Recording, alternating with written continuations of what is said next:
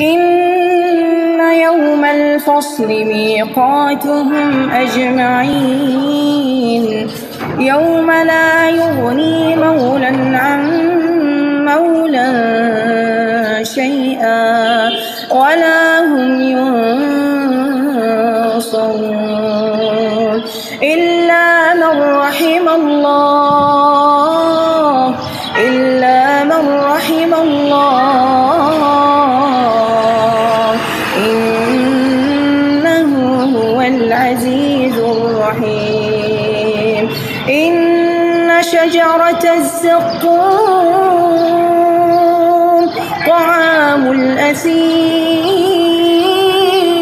كالمهل يغلي في البطون كغلي الحميم خذوه فاعتلوه إلى سواء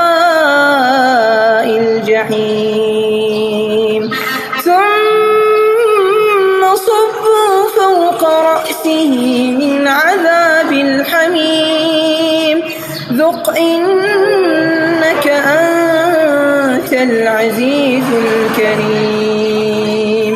إن هذا ما كنتم به تمترون إن المتقين في مقام أمين في جنات وعيون يلبسون من سندس واستبرق متقابلين.